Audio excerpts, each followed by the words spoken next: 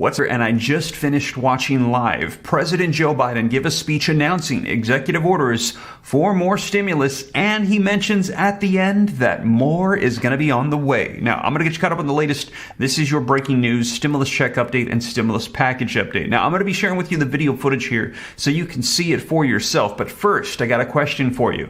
We have heard that wiping out this student loan debt is roughly going to cost about $300 billion. Now, just to give you an idea of how much that is, the first stimulus check of $1,200 that went out was roughly $300 billion.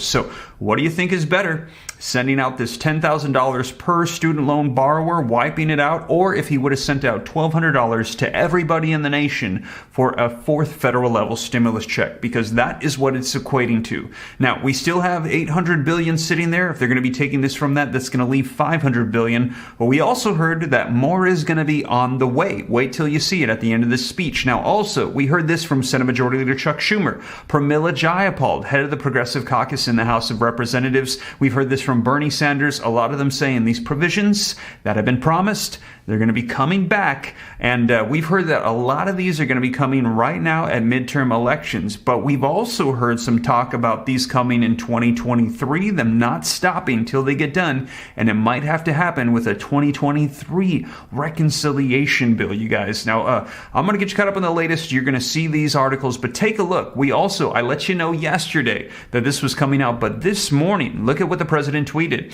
He said, "In keeping with my campaign promises." So I let you guys know this was a campaign promise. There were some other campaign promises as well. Social Security increases, child tax credits, wiping out student loan debt, free college tuition, free child care. Also, what about those stimulus checks? Sounds like he's starting to remember those promises. We're going to be seeing what unfolds here. But take a look. My administration is announcing a plan to give working and middle-class families breathing room as they prepare to resume federal student loan payments in January of 2023. I'll have more details this afternoon. I'm going to share with you exactly what he had to say, and he tweeted this out. The Biden administration's student loan debt plan. Forgiving debt, $20,000 if you went to college on a Pell Grant, $10,000 if you didn't have a Pell Grant, and forgiveness only applies to those earning less than $125,000 a year. That's $250,000 for couples filing jointly. And listen to this, the student loan pause is going to be extended for one final time. He's saying this is the end of the student loan forgiveness. It's going to be ending December 31st of 2022. After that,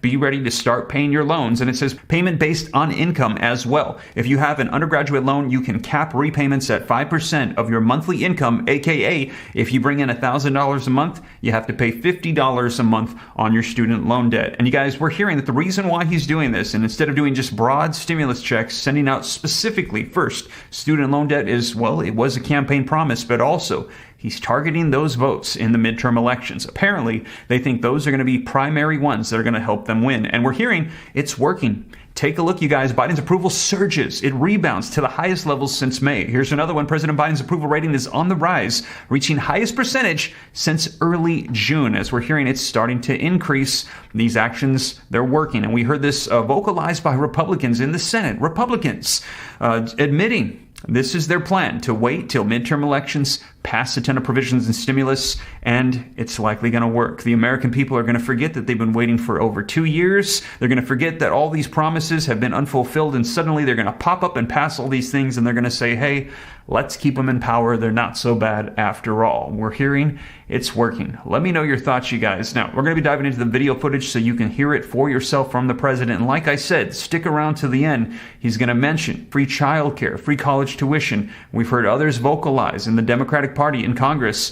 They're not going to stop till they get these. So let's dive right in. Also wanted to mention www.reliefroadmap.com. As you guys know, I have nearly 10,000 people now that want access to this. You guys, I'm here for you. I'm working away. I stayed up past midnight last night trying to work through these technical issues for the website. I'm transferring over every single stimulus program that I found. We have well over 100 now, and many that are on the way. A lot of people think there's only the federal level checks. They're waiting to see if that's going to be one of the executive actions coming out. But you guys, Right now, states, cities, counties, they have checks going out, and a lot of people don't even know that these are available. And it's just very sad because, it's nice to know what is available to you. Even if you're not eligible, at least you know, okay, there's currently no programs available to me. But can you imagine if you didn't know, then later on you find out that there was a program that you were eligible for, and you totally miss out. And we're hearing that these are popping up all the time because there's literally hundreds of billions of dollars of excess funds. I've found some in Texas, in Florida, in California,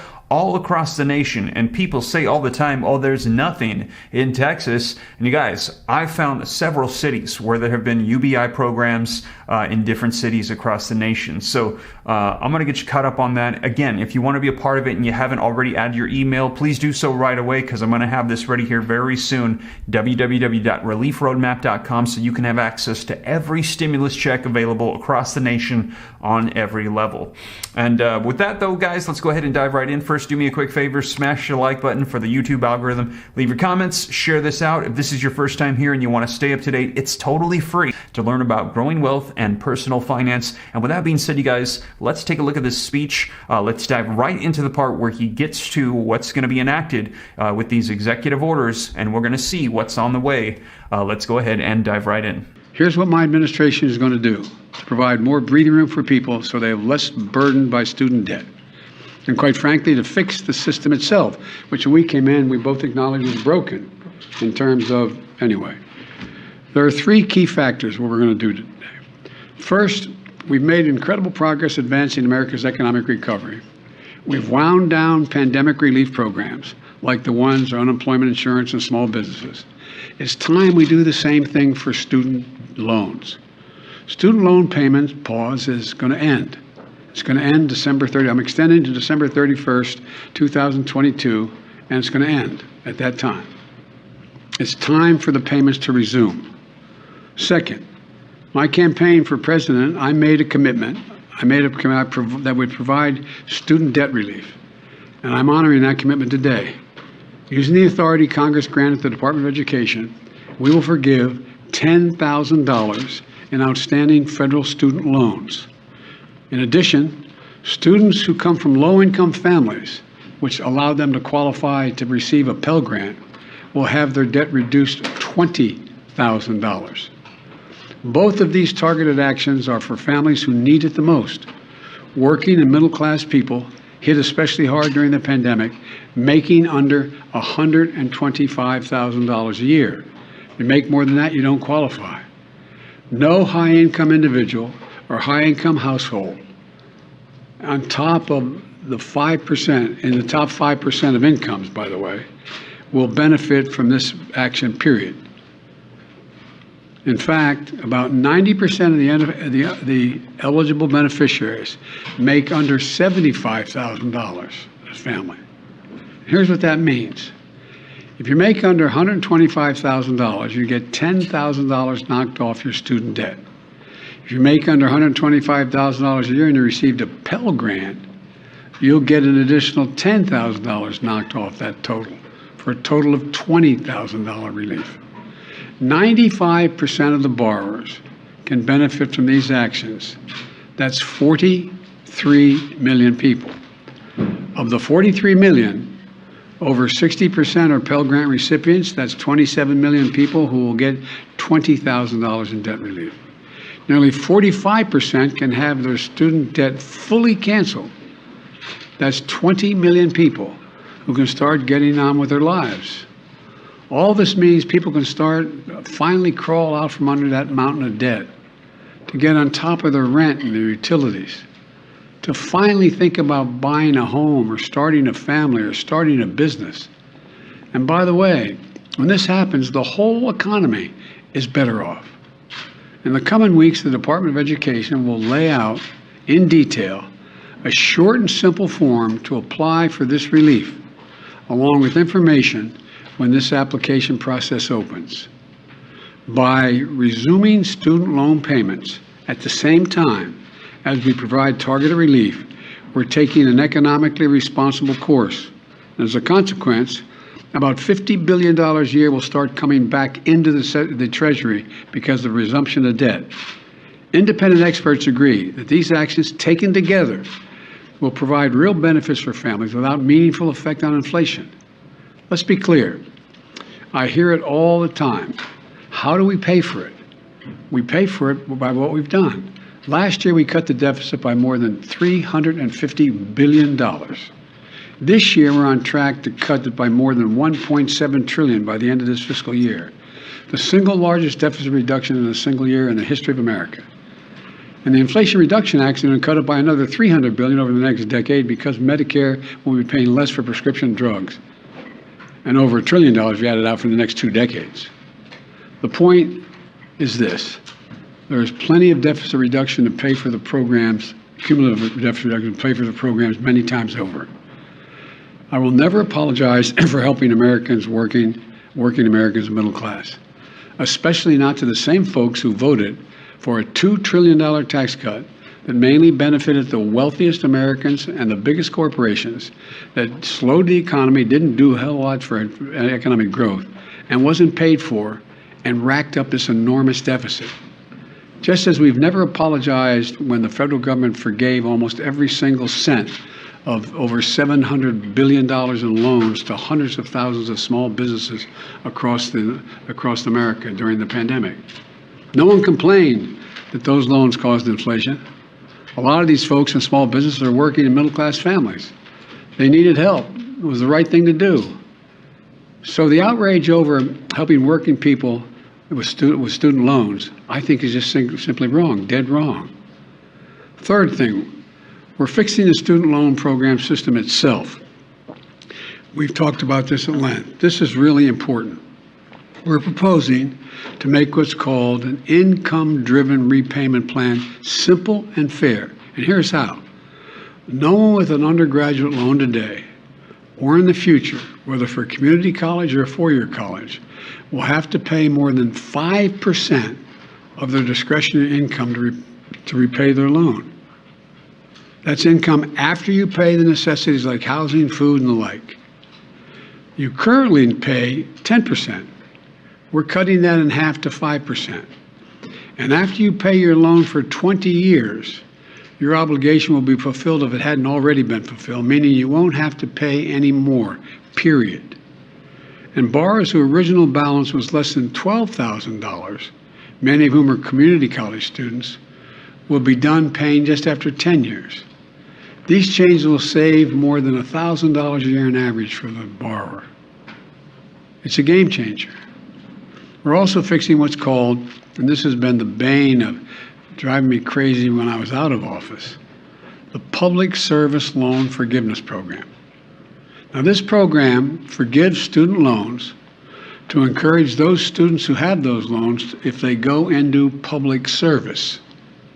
Think of the millions who are public school teachers, local police officers, workers at local charities, members of the military and the National Guard, and so many more. Think of the folks who work for federal, state, local, tribal governments, keeping essential services going, responding to natural disaster, all those firefighters and cops. The program is designed so that if you serve in one of these jobs, and we'll be able to list those and you'll be able to accurately assess whether you do, and make your loan payments for 10 years, even if it's not consecutive years, your remaining balance will be completely forgiven. It's a great idea, but the program's a mess. It's so inefficient and complicated, too many people just give up. Think of a service member who defers their student loan payment while they're deployed. The system is so restrictive that their active duty service didn't count as public service, and the loan isn't forgiven as promised. It's outrageous. Well, the man to my left is going to fix it. The Department of Education has recently proposed changes that will make this program work better and over the long term, much better. And now the department issues emergency temporary changes to retroactively credit public service so it counts and loans are forgiven. Since I've been in office, more than 175,000 teachers, nurses, police officers have been able to get over $10 billion in loan forgiveness so far through this program. But this opportunity expires on October 31st, 2022. So my message to all servants, all public servants, all those who are the ones that are volunteering, is out with student debt to go. Here's what you want, if you're worried about how to do it, go to pslf.gov before October 31st to see if you qualify for public service student loan forgiveness. This is another game changer. And we're going to have people who are there to help get you, help direct you and work you through the process. And one more big change we're making to the system is we're holding colleges accountable for jacking up costs without delivering value to students. We've all heard of those schools luring students with a promise of big paychecks when they graduate, only to watch these students be ripped off and left with mountains of debt. My predecessors looked the other way, for some reason, with good reason, to do anything about this fraud. My administration is taking it on. For example, the Department of Education works with private education associations to accredit colleges and universities so they can receive federal aid. Well, last week, the Department of Education fired a college accreditor that allowed colleges like ITT and Corinthian to defraud borrowers. And combined with our emergency actions, the Public Service Forgiveness Program and other actions we've taken, we've been able to cancel more than $32 billion in student debt for 1.6 million borrowers, including those defrauded by these bad acting schools. Our goal is to shine a light on the worst actors so students can avoid these debt traps. Now, I understand not everything I'm announcing today is going to make everybody happy. Something is too much. I find it interesting how some of my Republican friends who voted for those tax cuts and others think that we shouldn't be helping these folks. Something is too little, but I believe my plan is responsible and fair. It focuses the benefit on middle class and working families. It helps both current and future borrowers, and will fix a badly broken system. And these actions build on my administration's effort to make college more affordable in the first place. It includes unprecedented investments, nearly $6 billion in historic black colleges and universities, much of which is focused on pandemic relief to help students cover tuition and other costs so they could stay in school. And I must be honest with you, I'm going to continue to fight for doubling the Pell Grants. I didn't get that done this time. Let me say it again. 12 years of universal education is not enough. I'm going to continue to work for universal pre-K for every 3- and 4-year-old, and universal community college for education beyond high school. Let me close with this. I ran for office to grow the economy from the bottom up and the middle out. Because when we do that, everybody does better. Everybody does well. The wealthy do very well, the poor have a way up, and the middle class can have breathing room. And that's going to help America win the economic competition of the 21st century, because much of my time is spent, how do we remain the most competitive nation in the world with the strongest economy in the world, with the greatest opportunities in the world? That's what today's announcement is about. It's about opportunity. It's about giving people a fair shot. It's about the one word America can be defined by, possibilities. It's all about providing possibilities. We're going to have a lot more to say about this. There's a lot of material that's going to be put out as to how this is being implemented. And I want to thank you all, and God bless you all. Thank you, thank you, thank you. Mr. President, how much advance notice did you have of the FBI's plan to search Mar-a-Lago? I didn't have any advance notice. None. Zero. Not one single bit. Thank you. Mr. President, is this unfair to people who paid their student loans or chose not to take out loans? Is it fair to people who, in fact, do not own multi-billion-dollar businesses to see why these guys get low tax rates? Is that fair? What do you think? What about people who paid their loans, though, struggled to pay their loans? Wow, so there you have it, you guys. That was President Joe Biden's announcement today that he's going to be canceling $10,000 to $20,000 of student loan debt per borrower. And we're going to be seeing what other executive actions unfold. Now, you heard there at the end them asking, well, is that fair to those that have paid off their student loan debt? Or what about those that didn't go to college? And now they're going to be feeling the negative impacts on our economy due to wiping out this debt, the inflation. And we're hearing that this could be tapping into those American Rescue Plan funds. I let you know in a previous video earlier this morning. Let me know your thoughts, you guys. Is this right? Is this fair? Let me know what you think. We're also hearing that this is probably going to be challenged. Republicans are saying we're not just going to let this unfold. This could be challenged in court, whether or not the president has the authority to do so. Now, we heard that he has, but if it's deemed that he doesn't, well, that's going to be kind of awkward. We're going to see what happens, you guys. Now, I will keep you up to date every step of the way, and we're going to be seeing what other executive actions are going to be unfolding here very soon, because he's saying he's fulfilling this promise of wiping out $10,000 of student loan debt. But what about the other promises that I mentioned to you in my last video? Child tax credits, Social Security increases, stimulus checks. We heard him just mention free college tuition, free child care.